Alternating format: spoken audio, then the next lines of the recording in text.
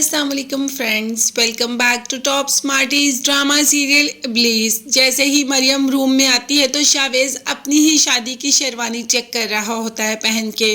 अब मरियम के लिए ये लम्हा कोई इतना आसान नहीं, मगर मरियम को अपने रब पर पूरा यकीन है, इसीलिए वो सब्र कर लेती है। शावेज को मरियम का ये सब्र बेहद पसंद है।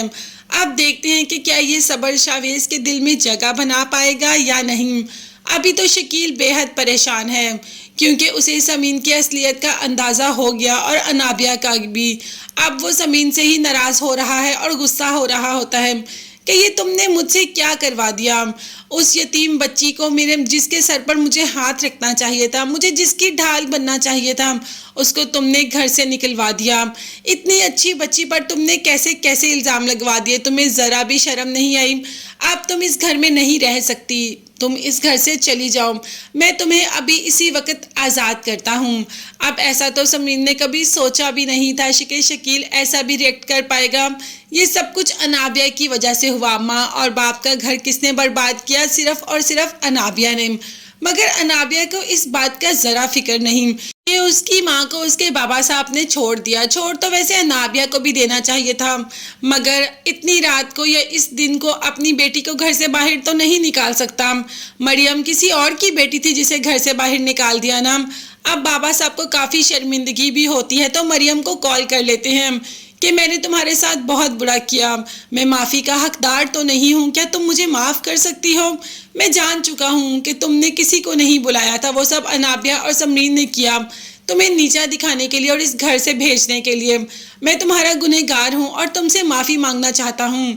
मरियम ने कहा कि बाबा साहब, ये आप कैसी बात कर रहे हैं? आप हमेशा मेरे लिए इज़्ज़त और एहतराम के काबिल हैं और अभी भी मेरे दिल में आपके लिए कोई ऐसा शिकवा शिकायत नहीं।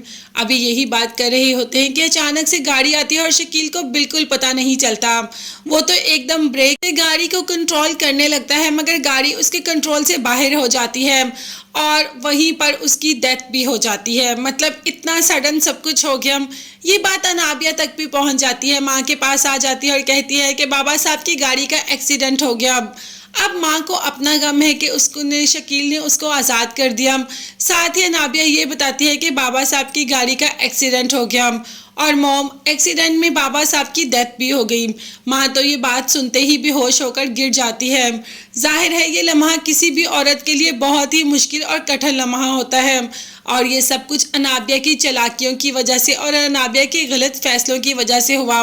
गलती तो समीन की भी थी जिसने कि अनाबिया का साथ दिया। जैसे ही ये बात मरियम को पता चलती है वो तो सब भूल भुलाकर जल्दी से बाबा साहब के पास आ जाती है। अभी घर के अंदर दाखिल ही होती है कि सामने उसको अवैस नज़र आ जाता है। अवैस और वो एक दूसरे को देखते हैं, मगर मरियम को अभी इस वक्त कोई होश नहीं। उसे सिर्फ और सिर्फ अपने बाबा साहब से मिलना है।